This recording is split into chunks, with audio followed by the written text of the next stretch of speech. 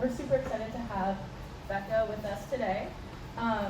This program is supported by the Thomas E. and Mary Catherine Elstrop Fund, so we are very grateful to them.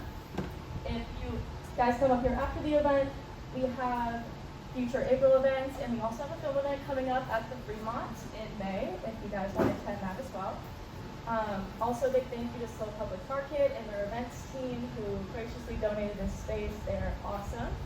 We have Becca today, who is a cultural fire practitioner.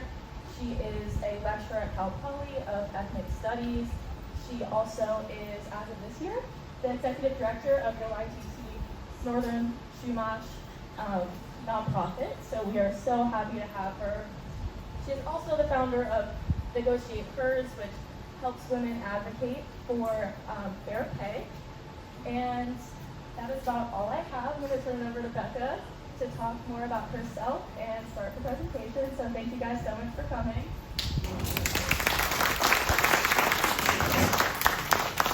Hello. Can you hear me? Can you hear me? Oh, not very well. Can you hear me? Oh, is that a little better? Okay. I'm very good with mics. So you're going to have to yell at me if I don't speak very loud. Hi. This is so exciting to see all of you here. On the count of 3, can y'all just shout out where you heard about this from? 1, 2, 3. Amazing.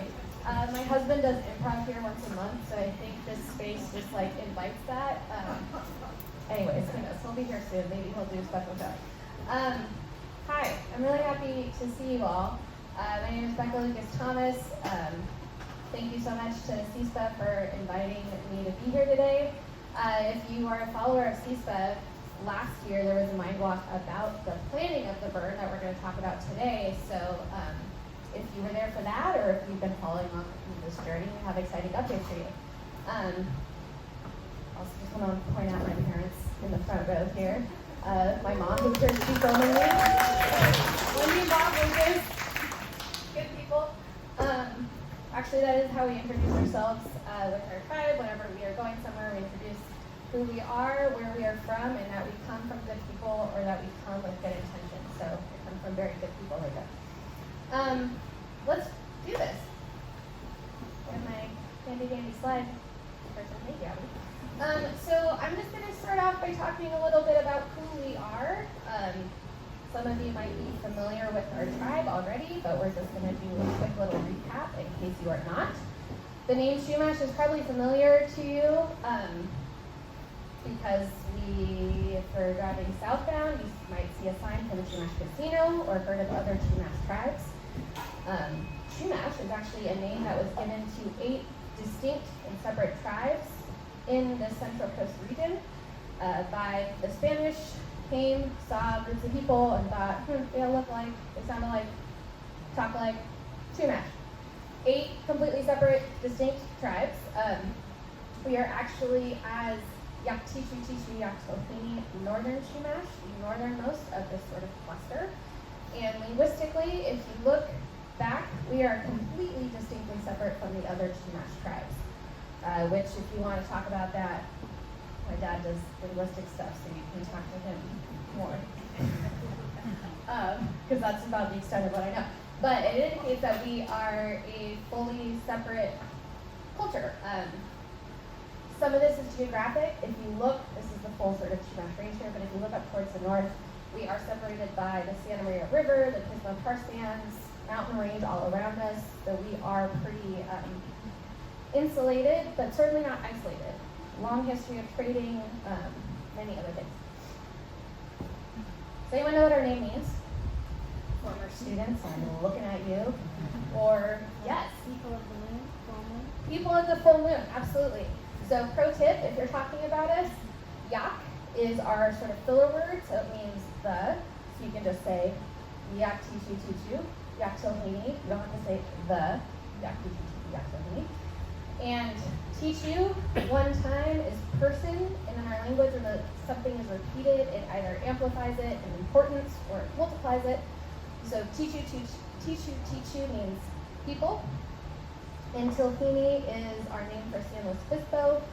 generally means to be full, so full moon is how we consider it, but also the full tide and just being full. Do we feel confident saying the name? Should we practice? Cool. Okay. Yak. Beautiful. Teach you. I'm teaching you how to say this, right? So yak, teach you. Yak. Tilhini. Experts. That's all. I'm done. Just kidding. Kendall's gonna have to keep me on track so that I keep talking. I can talk a lot.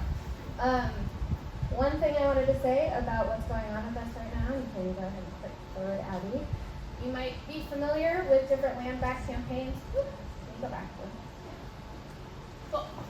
You might be familiar with different land back campaigns happening, or even some here in this area. Diablo Canyon is a whole different conversation that we can have at another time, and that's been something that we've been engaged in deeply. But right now we're also engaged in a land back campaign at Floor Alexander Ranch, which commonly known as the Old Abalone Farm, is where the Cayucas. There is information on the tables and pamphlets at the front that you can grab and talk to me if you're interested in getting involved with that, because we are trying to raise $6 million by July 15th. So, if anyone has that just in their pocket tonight, talk to me. Just kidding. Okay, now we can go on. Okay, so what are cultural burns? This is why we're here tonight. What does this mean? What is good fire?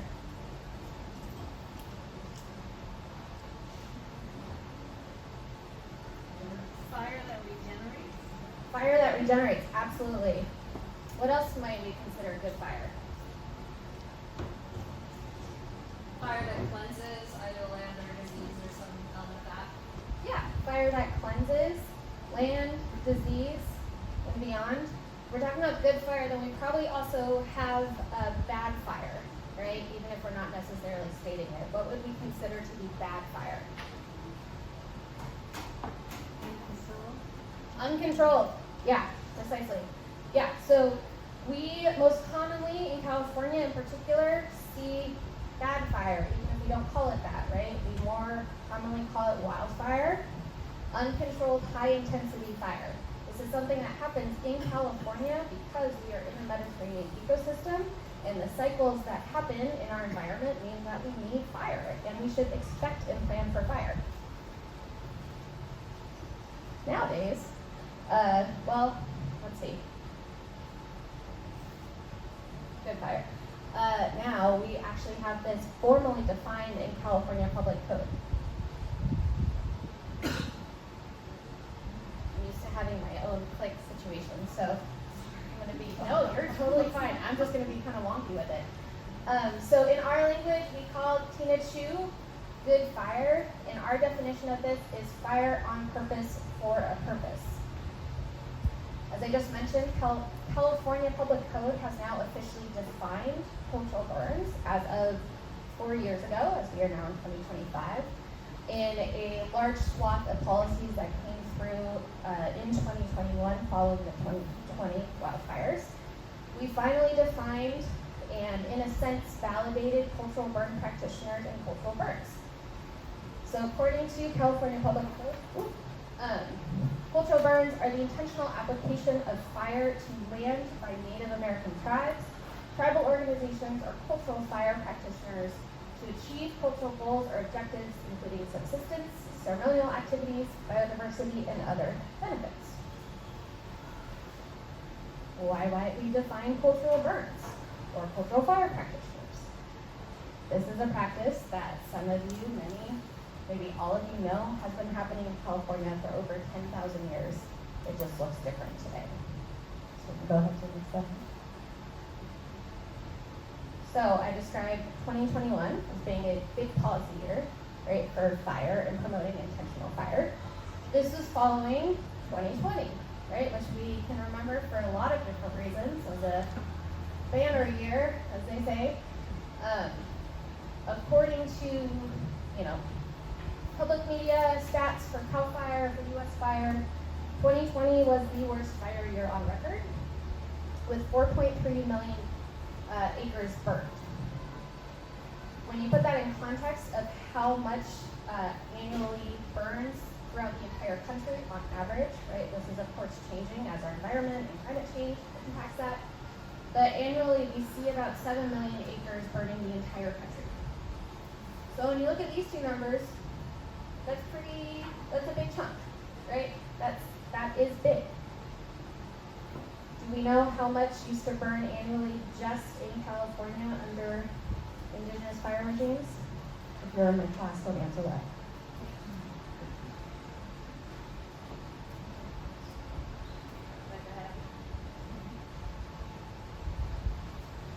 $5 to 13 million acres, just in California.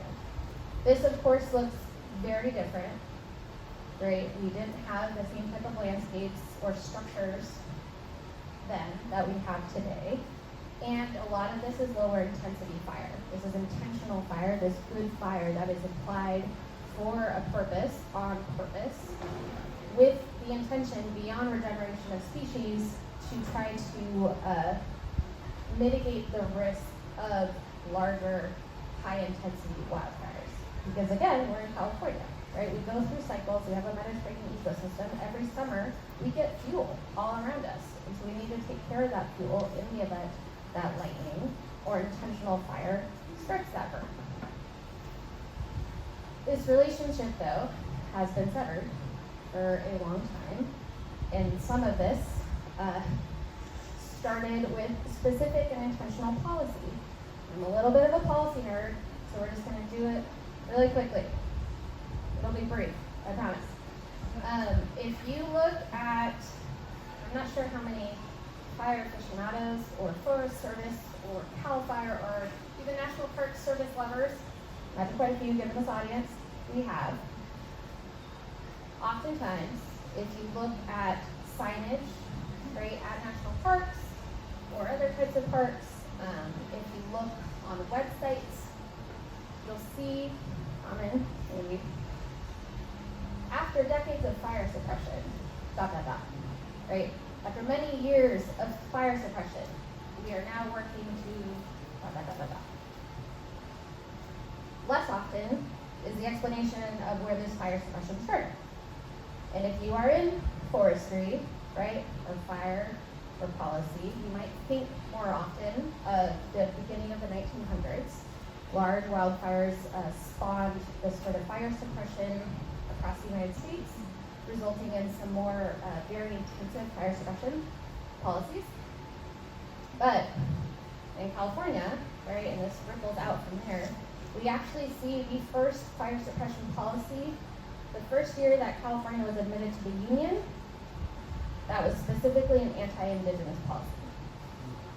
So in attempts and in finally creating a mechanism so that people who are trying to remove tribes from the land could go to a justice of the peace, have an actual way of removing people from that land.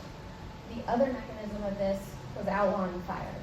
And so for the first time in the U.S.'s history, in the starting of the U.S., if you set a fire intentionally or if you didn't move immediately to suppress it, you could be fined or jailed. This is called the Act for the Government and Protection of Indians. So we see from this moment, from 1850, a cascade of fire suppression policy.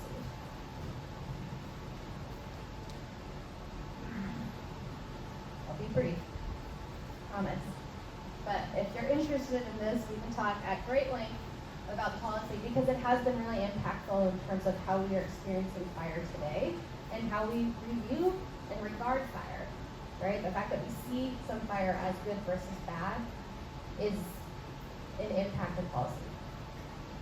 So National Park was established before, the first national park was established before the National Park Service. So the U.S. Army was in charge of protecting Yellowstone and the other national parks that began before that. And the first thing that they did was they extinguished these low-intensity fires that were set by humans.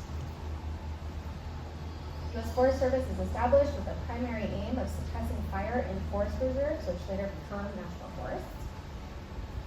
And then the National Park Service is created and keeps this suppression policy by 1935, we have the famous 10 a.m. rule. So this was the imperative of a fire.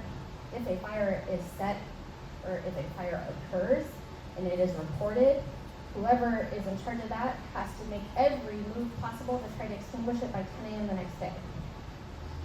And we're talking anywhere, right? So backcountry of national parks, places where there's not structures or lives threatened, and places that might even benefit from fire. Enormous labor, enormous resources to put out that fire at all expense, right? So once we start to sort of come around to the idea that this is not necessarily a reasonable blanket policy, not only financially or resource-wise, but also just because some places need fire, that was abandoned in 1978. And now we're living in a much different time as it relates to fire, and to climate, and to all sorts of things. And we have a variety of visions at the federal level. So right now, our sort of guiding vision at the federal level to deal with fire is to safely and effectively extinguish fire when needed, use fire where allowable, manage our natural resources, and collectively learn to live with wildland fire. So we are starting to usher in this new era of understanding fire, and we're seeing supported policy at the state level, at least in California, that is allowing for this to happen. I'll be very brief, I promise. We'll talk about the good stuff. I mean, this is the good stuff if you like policy. Does anyone like policy in here? All right, I see like half. Specifically for cultural bird practitioners, following this 2020 fire year, we have a swath of policies that are related to helping to increase not only fire hardening and protection, but also intentional fire to mitigate this risk. So in particular, this is SB 332 and AB 642, define cultural birds and define cultural bird practitioners. So this is the first time that we have this understanding of the knowledge, the science that backs Indigenous fire practitioners.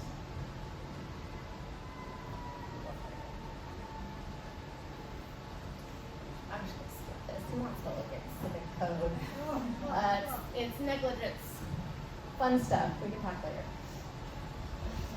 Okay, so why is this important, right? Why does this matter here?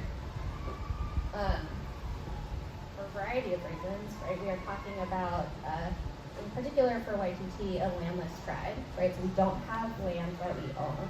Partially why our land back campaigns are very important, right? We are trying to get our land back so that we can return these relationships, but also steward the land for everyone. And that the severing of these cultural practices have ramifications for all of us, right? The current wildfire problem, as it's often defined, the wildfire problem, is rooted in anti-Indigenous policy. So the more that we understand that, and any attempts that we have to try to rectify that and bring Indigenous people back in, especially to the climate conversation, step one is acknowledging that, right? Is understanding that that policy has impacted all of us today.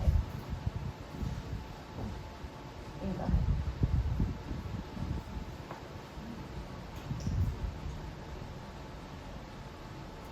Okay, time. I won't read this out of the interest of time, but I'll summarize it for you. And if you're interested in this, in the practices of California Native people in particular, Tending the Wild is an incredible resource. It's like that thick, so even if you don't read it, you know, it can be a doorstop or something. But it's a really excellent book, so you should definitely read it. MCAT Anderson details something that tends to catch people off guard. California is a biodiversity hotspot. It is an incredible place in the world. There's not that many, right? We have this convergence of so many different biomes, so many different environments. Just in San Luis Obispo County alone, the number of ecosystems and plant communities we have is pretty astounding. That was intentional, right? This didn't happen naturally, quote unquote. It didn't just spring up to be this biodiverse place. This was maintained by Indigenous people for 10,000 plus years, right? These different plants, these different meadows, these different entire communities were intentionally cultivated. and managed and cared for.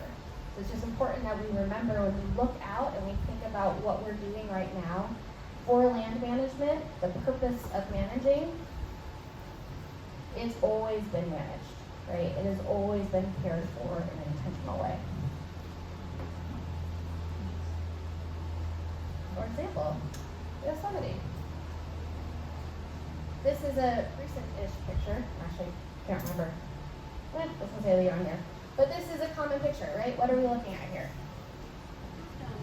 Half Dome. Valley. Great. We're going to look at this sort of lush, forested area. Looks pretty iconic of Yosemite. Yeah? Did it always look like this? Oh. This is educational purposes.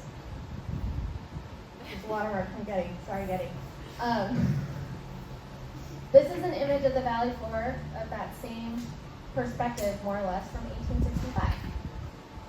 This is shortly after. Do you want to go back? Yeah. Will you go back for a second, Abby? Do you see, and if you want to go forward 2 more.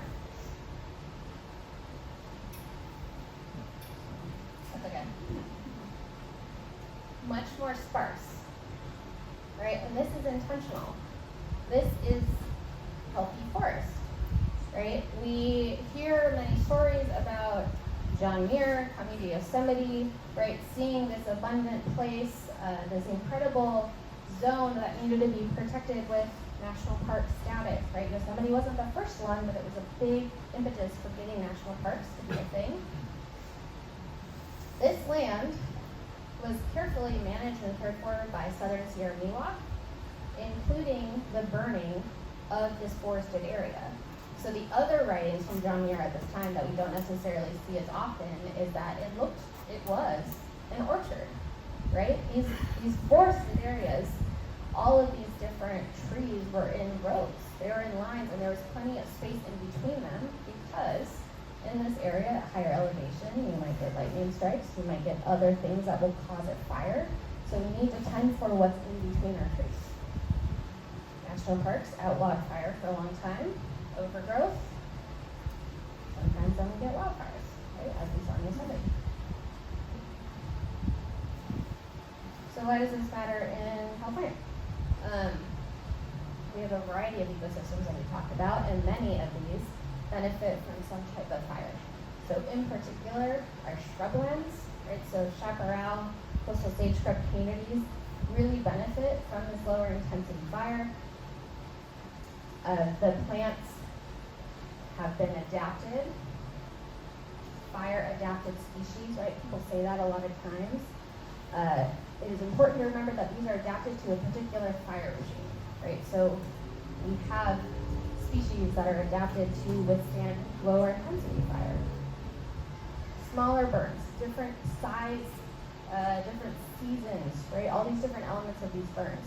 It doesn't mean that they can withstand all types of fire, like we have seen with recent wildfires, right? So like redwoods, oaks, different plants that can adapt to lower intensity fire can't always handle high intensity fires. So it's important to remember when we talk about fire adapted species, it's adapted for a particular type of fire. So our shrublands, they love fire, right? They have buds underground or root systems that can withstand the heat.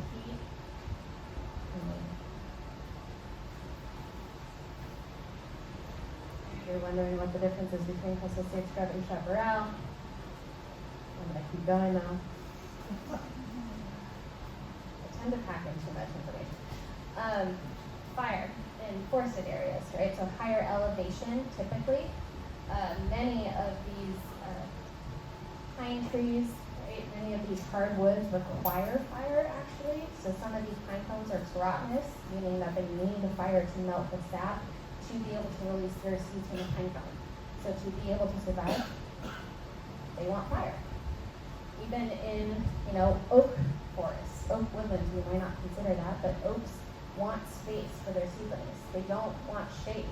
So clearing out underbrush around oak canopies so that they have sunlight and so that they're able to grow is really important.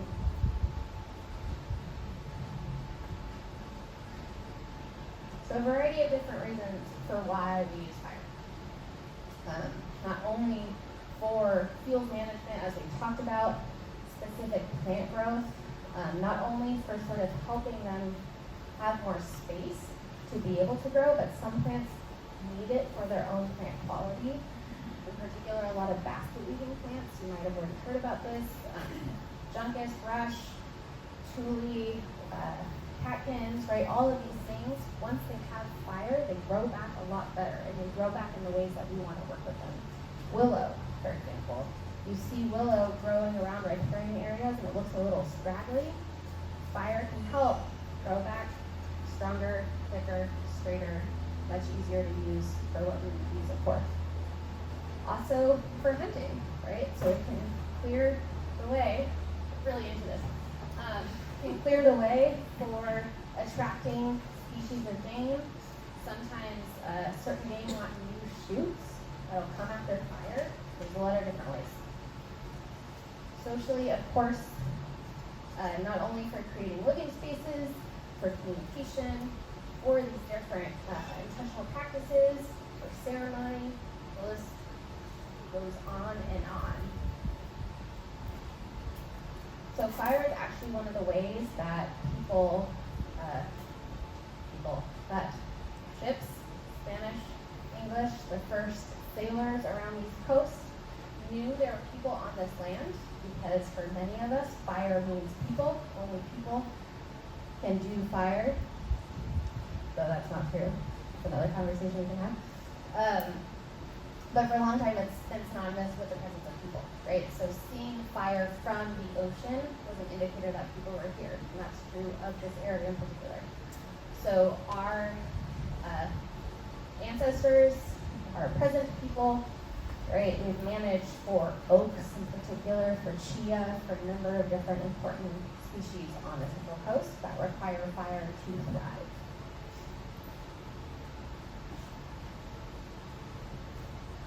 And we did it last year for the first time in many, many years. Some of the things that went into this included preparation of fire tools. Prescribed burns is also intentional fire, right? Cultural burns are different in that they are done by Native people for cultural reasons, quote unquote. This is how it's defined in law. But some of the differences are tools as well. This doesn't mean that cultural burn practitioners or cultural burns are not using dirt torches or other sort of modern mechanisms. But we also use other tools, right? And so part of this process in returning fire last year was figuring out what we were going to burn with. So we made quite a few different implements. We gathered from Johnson Ranch Open Space, spoiler, I guess I haven't really talked about that's what we're talking about today, but we gathered many different grasses. Oh no, I'm not sure, this is I think willow, lichen, pine cones are from elsewhere, but a lot of the different types of things that we needed to be able to light fire, to carry fire, and to continue it in that area. For the most part, we made a lot of these fire torches, which we used a hardwood like oak or willow or elderberry, or elsewhere there's an elderberry out there, to create candles. And then we had gathered a bunch of the dried grasses in that area to use as that lighting implement. And for that, in our braided tule here, we had a pine cone that we dipped in sap and then in moss to be like a little fireball to carry fire. A lot of this is experimentation at this point.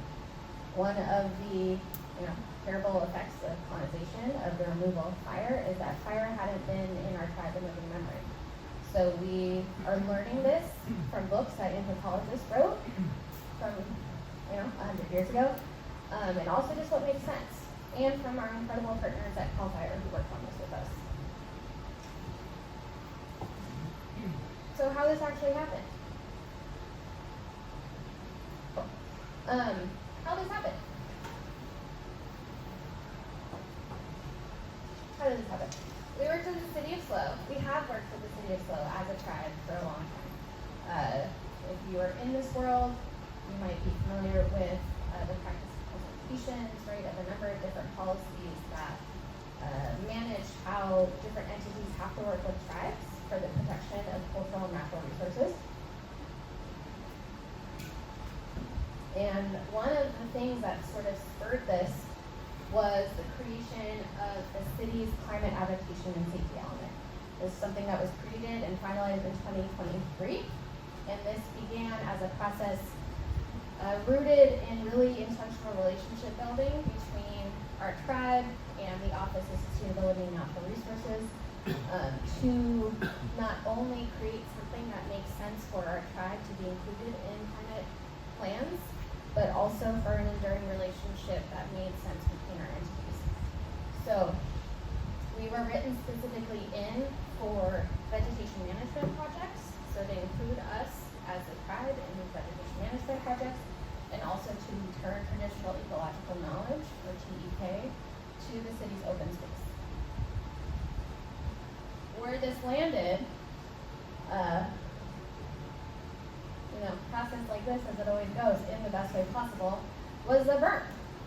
So what sort of cascaded from that moment, from 2022, us being written into the plan, was the city applying for a grant from the Wildlife Conservation Board to restore this riparian area. So if you're familiar with Johnson Ranch, if you've hiked there before, there's a private road that runs through it, but there's also a tributary of San Luis Creek.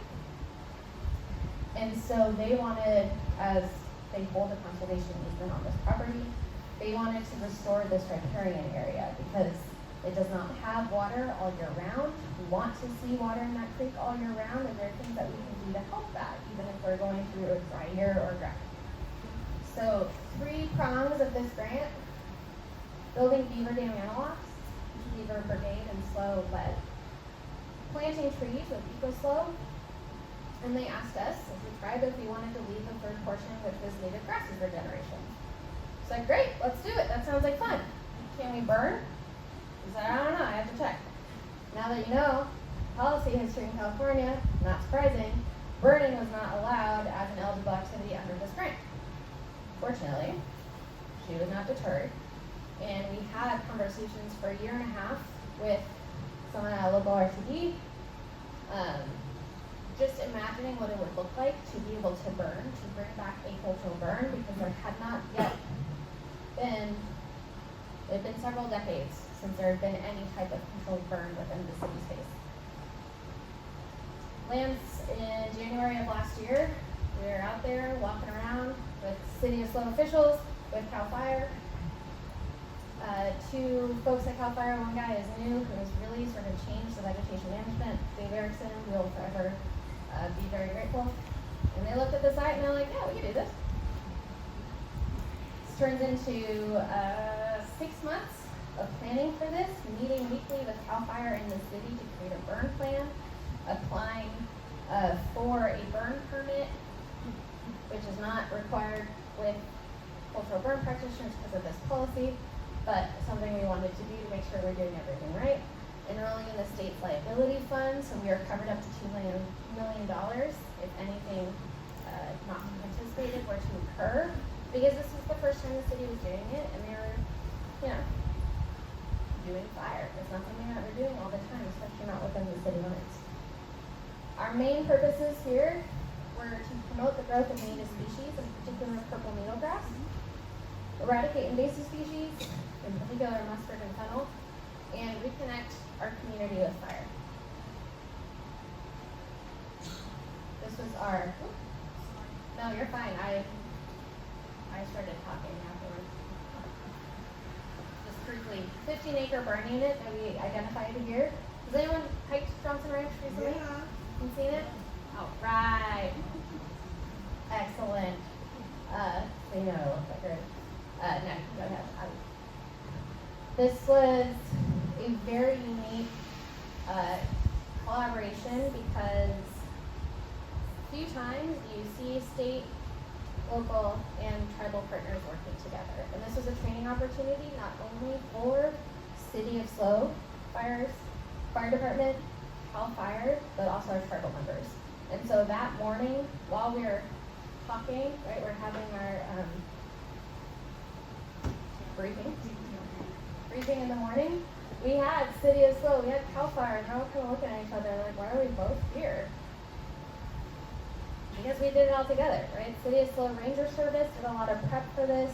We had the fire department for the city out there to see how this went and to help, as well as our tribal community members. So we'll just look at some pictures of how this day went. This was our first light. This is Becca Lucas Tucker, our tribal chair, who led the first light, and this was the first time that we had fire in our living memory. And it was not something that people thought was going to happen within their lifetime. We had also combined this with a cultural burn demonstration that CAL FIRE has been doing throughout the state to help CAL FIRE employees in particular, but also other local government agencies learn about cultural burning. And so we actually had about 70 people watching, which I totally forgot about until after we lit the first burn and they all started cheering, which was a very sweet moment. They were over here though, they're far away. And the day went off incredibly. It was all of the fire behavior we had planned for, which does not often happen, right?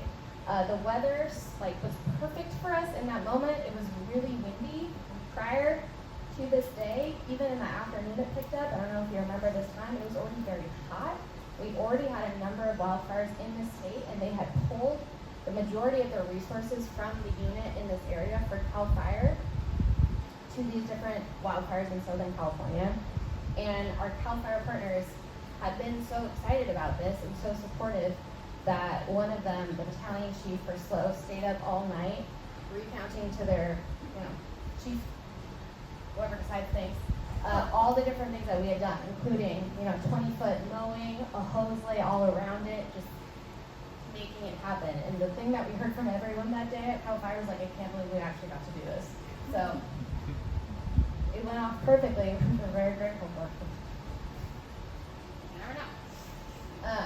So you can see the fire nerds, our backing fire here is exactly what we planned for. We had our CAL FIRE partners here with our tribal members. And in the end, we got Australia. Perfectly matching our burn plan, our burn unit, which was pretty remarkable. I mean, this is, shifted perspective here. But we got incredible fire behavior, exactly what we were planning for. And within a week, we were able to see regrowth. So this was, next slide, please. This was 8 days later. The bunch grasses that we had been targeted, and again, middle of June, hot year last year, right? Yes, we get foggy mornings, which is great, but no rain, no irrigation or anything, and we already have this regrowth happening out here. When we compare last year, right, looking out, we see so much of this sort of brush overgrowth, right? We've got a lot of different grasses in here. We have some coyote bush, but just a lot of, it's not duck, but a lot of dead material. Compared to nearly the same perspective from this year, right?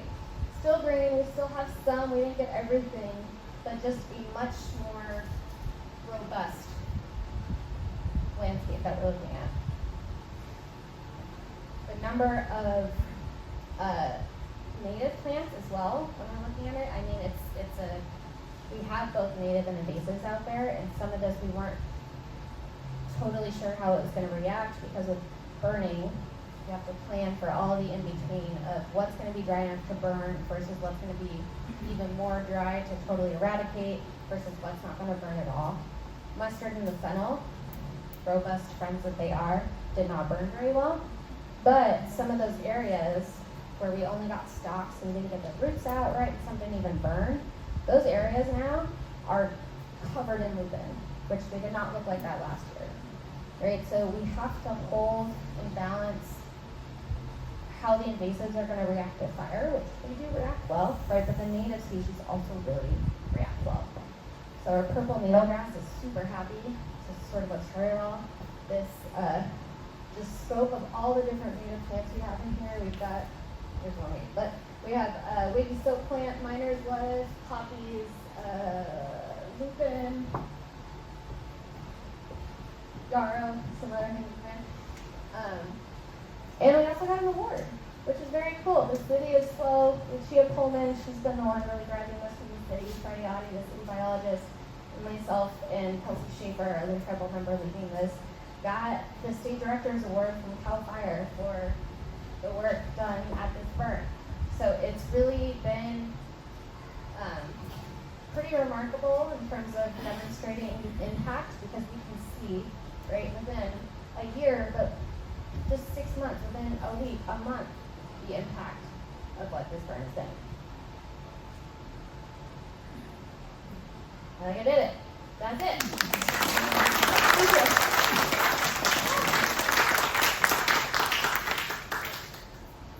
Questions? Yeah. I have a question. My understanding is that when you burn in springtime, the native grass and noxious weeds, their seeds rupture, and that the growth of the native benefits the native grass, but they don't particularly flower the first year. It takes September to years. But also, I'm just a little concerned with the spring burns. What about the nesting birds and the snakes and the wildlife?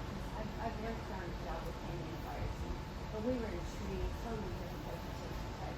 You know, always burned in I the wish fall. we could hear you. Yeah. She's gone. What if you Use step the up? microphone now. I'll recap it. She'll recap.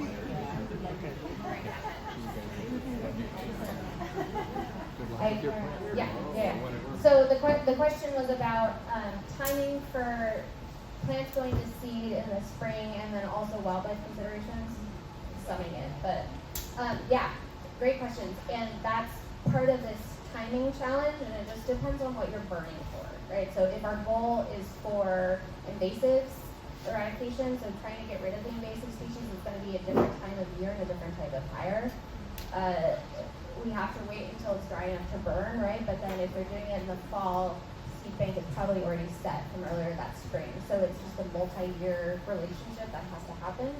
Versus if we're doing it in the spring, right, to promote the native grasses or other native plants, we have to wait until it's dry enough to burn again and not harm the seeds that are coming. So it depends on where you are, it depends on your goal, it depends on, you know, what it is that you're trying to do. And we do surveys, right, to ensure that we're not disturbing any habitat that we can't disturb, but it's also, that we can avoid disturbing, but the way in which you do it and the size really matters too. So if you're doing, you know, like a mosaic pattern is what prescribed burns that are doing larger burns too tend to do. So there's space and time for wildlife to move to other sides that are not being burned actively at that moment. But also with wholesale burns, they tend to be smaller. So we're looking at a much more targeted area that might not have that same impact. What type of hesitations do you find occur commonly when the tribe starts to plan a burn?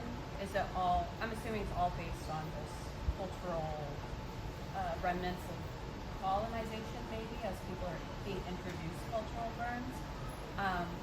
But how do you, is that difficult? Does that happen more than you think it would now that we're reintroducing it? Yeah, great question. So the question was what types of hesitations we run into when trying to do more burns.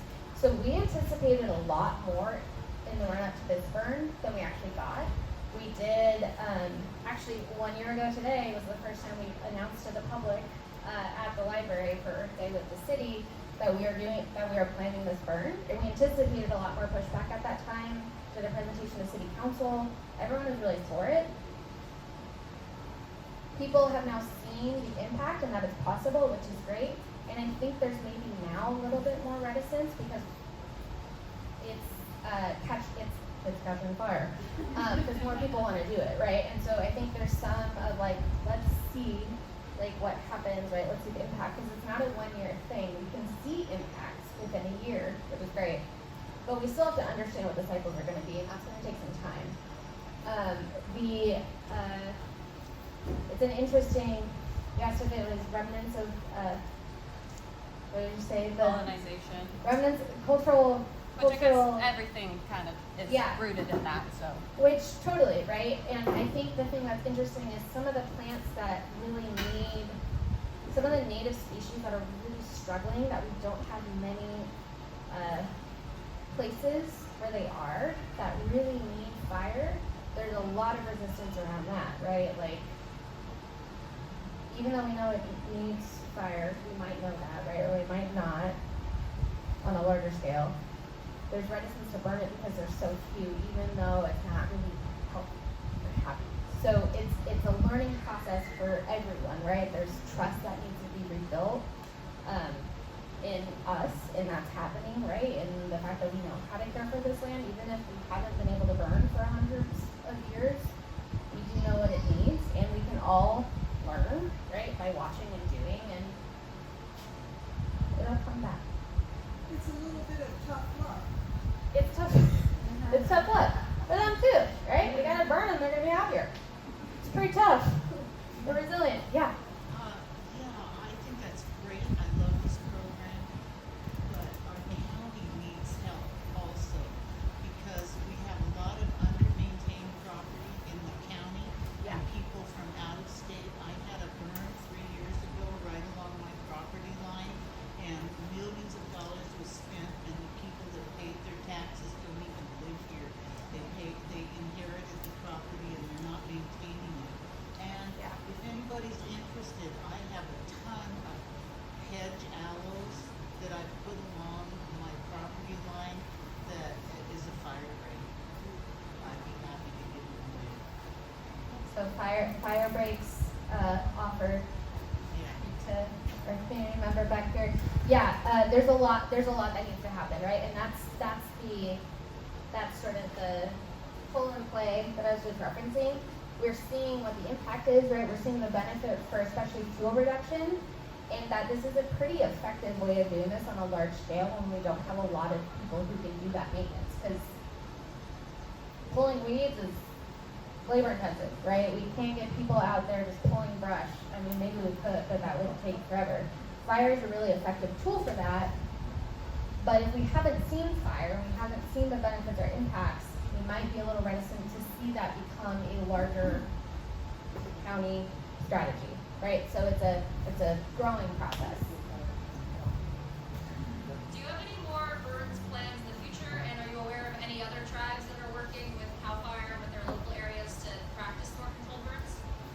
We have many burns coming up in the future. We are in the midst of planning more at Johnson Ranch for later this year. We also have done burns out in Carrizo Plains with our friends at Square Riverlands Trust, and we're planning more out there. We are hoping to do more in the local area as well. So lots to come there. A lot of tribes are doing burning. If you're familiar with this, right, you might hear a lot from Yurok, Karuk, up north. And San Ynez Chumash also has a pretty robust fire program. So tribes, especially federally recognized tribes that have been doing this for a while, have a lot of resources. More and more tribes are able to do so. Our relationship with CAL FIRE is pretty unique, as we're understanding. They are really incredible supportive partners here, and they have been working with us every step of the way. And we are hoping that becomes the norm for CAL FIRE relations throughout the state. Yes. When you go in for a cultural burn, because it's been so long since we've regularly culturally burned, ecosystems naturally adapt, even with non-native species. When you go into burn, do you have to adjust your expectations based on how those non-native species have integrated themselves into the ecosystem? And if you do, how do you mitigate what amount to allow them to integrate? It's probably really complicated. That's a loaded question, but. Well, it speaks to the relationship that's necessary for cultural burning, right? And the land access that's so important, and having that steady land access. Because if you're familiar with prescribed burns, the sort of ethos thus far, which is certainly not always the case, right? Prescribed fire has been used for a while for fuels management, more so now for vegetation management, but it's typically been a field management. Prescribed burn practitioners, burn bosses, right, will look at an area and be like, okay, we want 80% consumption of dead and dying, right?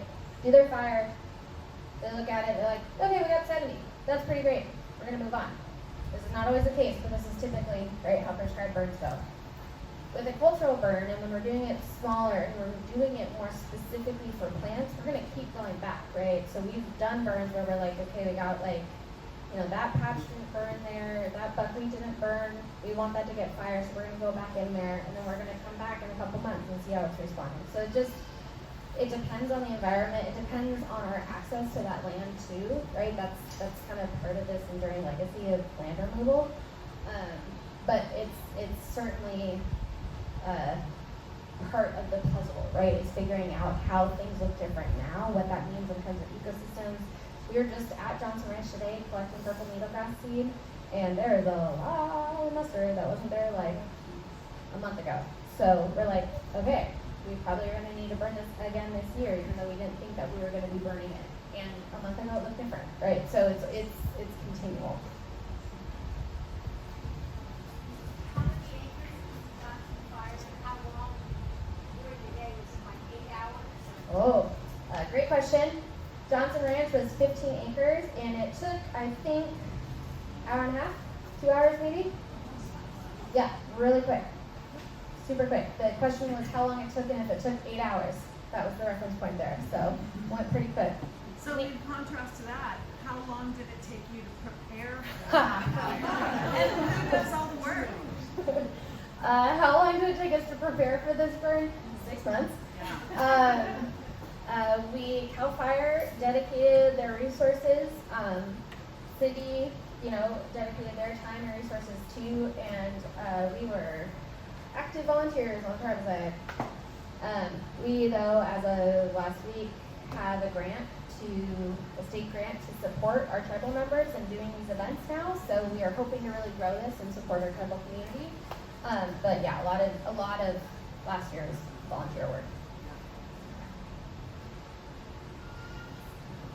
Now, what is your goal? What is the tribe's goal? Is it X number of fires in 10 years? Is it a certain product? How do you measure? How will we measure, and what is our goal? That's a great question. It's always evolving. I think overall our goal is a landscape that is more resilient to changes. So to fire, right? To increased heat, to drought swings, to more water that we get when we get rain. Having access, having that relationship back with our homelands through our partnerships as we continue to try to get land, and we don't know if we will get land, but this is a big part of being able to return to that responsibility that we have.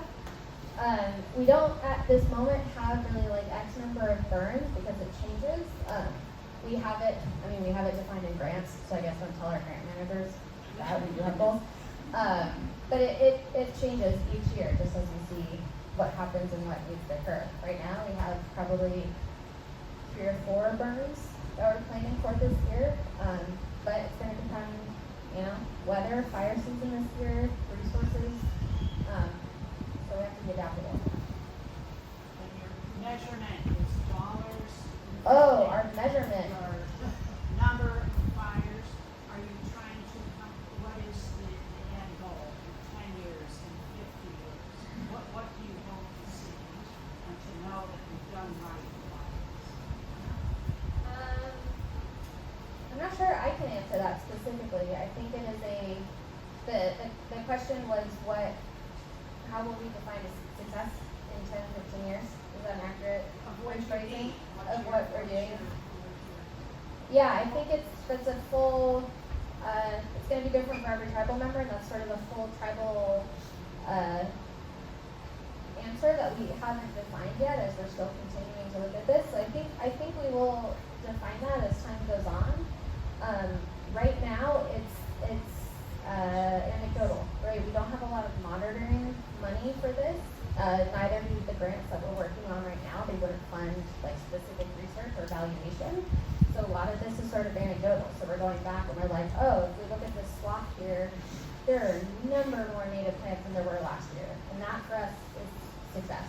When we are able to have a talk like this, and there's this many people here who want to hear about this, and who now know what cultural burns are, and that our tribe is here, that's a success, right? So it's a lot of different ways. Led right into my question. Who is recording and monitoring the data? It depends on the landowner. So we haven't had funding to be able to do that, and we also, we have sort of an agreement with the different landowners to be able to access it, but it's, in certain cases it's hard to get to, or it's someone else's property, so we're still figuring that part out. For example, for Riverlands Trust, the birds that we did in Fraser Plains, they have a very rigorous monitoring program. So they're able to track what we're doing and what they're seeing, and they just did vegetation mapping after a burn, or they just did vegetation mapping in the area that we did our burn a couple weeks ago. So it depends on who is there with their resources at this point. We would love to grow that, something that we need to have resources for. What's the best way the community can support the tribe? Thank you for the question. What's the best way the community can support the tribe? Different barriers of entry. Learn our name, which all of you did today, right? Know our name and be able to say it with confidence and say who we are as the homeland people of San Luis Obispo. Donate to our land back campaign. If you can't donate, that's fine. Spread the word, right? We are in sort of a time sensitive. We have closing at the end of this year. So the owner, or rather the trustee, the original owner wanted this land to go back to the original people, right? So they have entertained a very long escrow agreement with us as we try to raise this money. So we have until October, though we're trying to do this much earlier than that, to secure this land, and it would be the first time land would be returned. And it's an abalone farm, and abalone is really important to us, right? There's so much different, but know who we are, right? Tell your friends about this. Talk about burns. Talk about good fire, right? There's so many different ways. Thank you for that question. You can will your property to the tribe. What tribe are you? Yakchichi, Chichi, Yaktohini, Northern Chumash Tribe of San Luis County and region. Okay, so all you have to do is will your tribe, and actually I am aware of somebody in Malibu that just gave their property, because they don't have to pay taxes on it. So they gave their property. It's very inaccessible in Malibu. It's up in San Juan Canyon, but I don't know if you could give it to the tribe now and not have to pay taxes and live on it. That might be another issue. But yes, you can give your property back. Yes. If you are a landowner, there's many options. If you're not a landowner, spreading the word, right? We're also, right, we're a tribe, we're not federally recognized, we're recognized by the state. As such, we have a legal entity that's a nonprofit. So your donation to the nonprofit is tax deductible if you care about taxes. So if you have $18 million, I wish I was joking. So glad this is being recorded. Other questions? Or I don't know what time it is. How are we doing? You got 2 minutes. 2 minutes. So, is Land Conservancy helping you search for funding to purchase Yes. the We have a great relationship with Land Conservancy. They're incredible partners. Many of their staff members were at the burn. They're really wonderful partners. And yes, actually we have. Oh yeah. We have a planning grant with them for that property that they're partner with us on officially. So yeah. Is your, I don't remember the name, sub-tribe, your sub-tribe, I don't know if that's correct, but yeah. Yeah. Is that, Okay. is your jurisdiction limited to city of SLO, or does it extend beyond, what's your geographic? Yeah, so Yakchichi, that is our tribe. The Chumash name was sort of given to different tribes, so we are our own tribal entity, Northern Chumash, because people recognize that, right? But we're our own Okay. tribe. Our territory, our homeland is Ragged Point, north to Ragged Point, east to Carrizo Plains, south to the Santa Maria River, and then actually about 3 miles out on the coastline. So if you can imagine, the coastline that we know today actually extended out about 3 miles. So this looks very different, right, than what it looks like today. But that's it's sort of roughly maps SLO County. Okay, thank you. Yeah.